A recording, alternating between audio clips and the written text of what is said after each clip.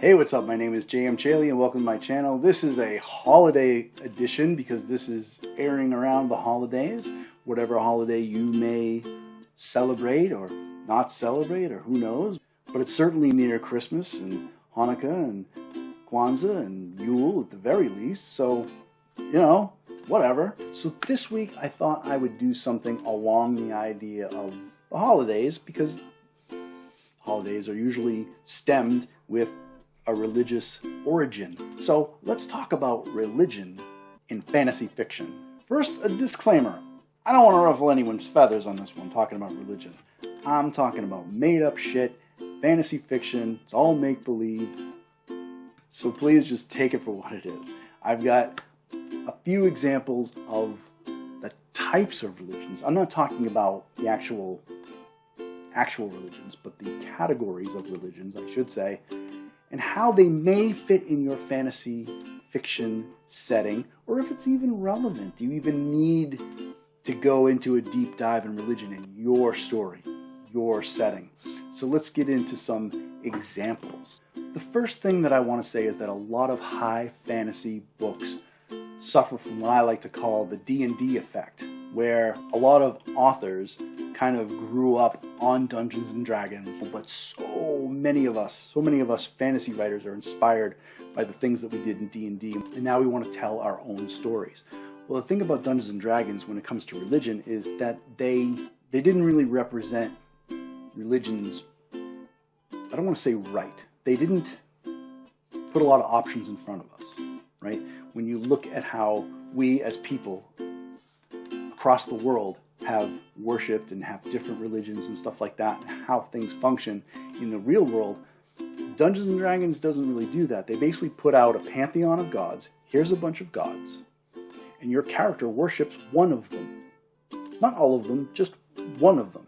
And they all exist, but it's kind of like you're a priest of blah, or you're a paladin of blah, and that's fine if you're a particularly religious character class.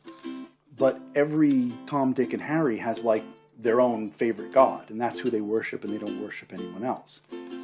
So I want to talk about, in kind of broad strokes, the different categories of religion.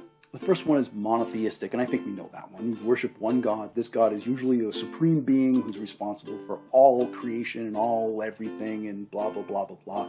You worship one. There is only one. There are no other gods.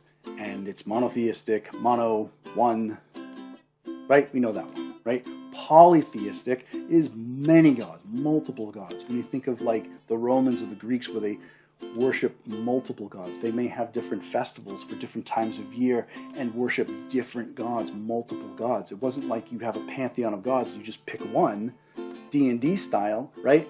You may want to woo this woman in the village that you love, so you pray to Aphrodite, or you may want your crops to grow really well, so you pray to Demeter, or you may want to get drunk on some wine, so you pray to Dionysus.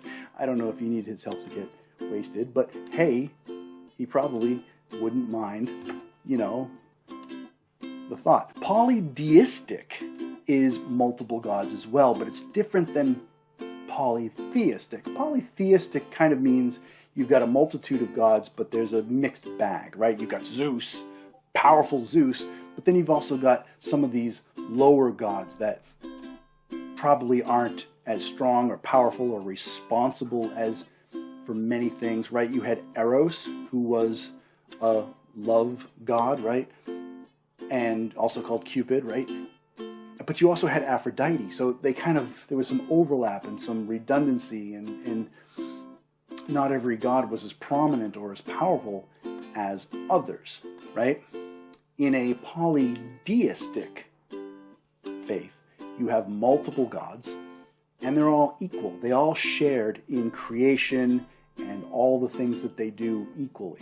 So let's say you have 7 gods, they all got together, they all created the earth together, or the world, or whatever, and they're all equal. They all played equal parts. In Hinotheism, you have one kind of supreme being. It's very similar to monotheism, but you acknowledge the existence of lesser gods. there were cultures that believed this way. Certain sects within the Greeks believed this way. They believed in one major god and everyone else was kind of lesser. Some of the ancient Jewish people believed in this too. They believed that there was kind of Yahweh and then there was everyone else, including Egyptian gods. Animism is the belief that objects, places, or animals all held spirits. You didn't necessarily have a god or goddesses, right? Everything around you had its own spirit and its own sacredness to it. And you treated everything with respect and appreciated that everything was more than what it seemed. And it's not something we see in high fantasy fiction a whole lot. Pantheism is the idea that everything that exists comprises together into one sort of God. It's more conceptual. It's not really a being that you worship. It's more like an energy. You know, in Star Wars, maybe the Force is looked like this pantheism, the idea that everything has a life force and it all contributes to this one greater energy. And this thing, you know, this force or this God may not necessarily be anthropomorphic. You may not see it as a being, but maybe an energy. It's up to everyone's each personal interpretation in pantheism. And the last one I want to cover, because believe me, there's more. There's a lot more than the ones I'm listing here, is Omnism. Omnism acknowledges that all religions are right, at least to a point. They respect and appreciate everyone's religion, and they believe that everyone's religion has a little bit of truth to it unto themselves. Okay, so that's a lot, right? And the next question is, does any of this fit in your world? Does this make sense for you?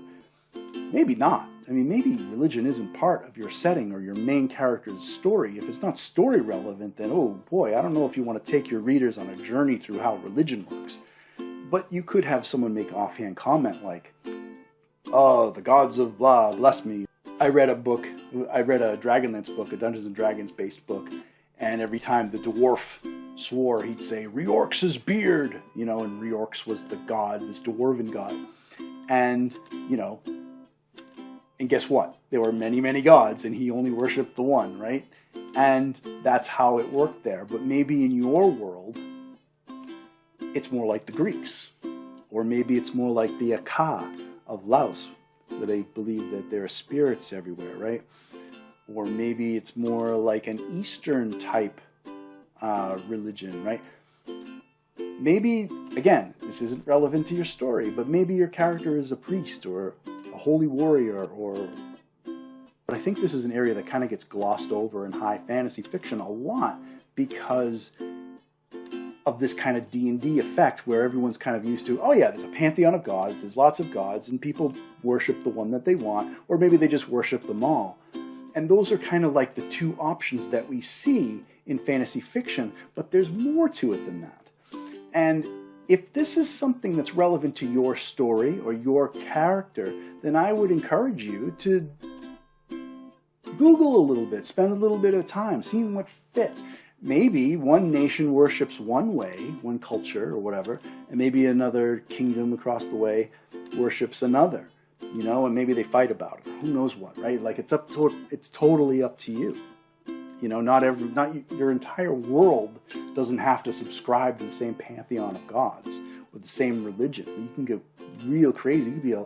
There could be a lot of world building with this kind of stuff. But again, I caution you, it's got to be relevant to your story. If you're taking your readers on this little trip through, you know, the religious byways of your world, it's got to matter, right? It's got to count for something, right? Maybe your main character's on a holy quest or something like that. I don't know. I'm just putting this shit out there. All right, so that about wraps it up. Religious fiction, right? Fantasy fiction with some religion. There's more to it than just worshiping a bunch of gods or having a bunch of gods and worshiping one god or just worshiping one god altogether. There's a spectrum of different ways that you can look at divinity and gods and stuff like that. And if it makes sense for you to include it in your book, then I encourage you to do the research and find the right fit. Alright, so if you like this video, please give it a like. And as always, please subscribe. I post every Thursday. And you can follow me on Twitter, Facebook, and Instagram. And if you want to read the first chapter of my book, A Flower in Hell, which has some of its own religious elements in it, fantasy religious elements, go to chamchaly.com and read the first chapter. You can also sign up for my newsletter or send me a message. Let's keep in touch. As always, thanks for watching, and I'll see you next time.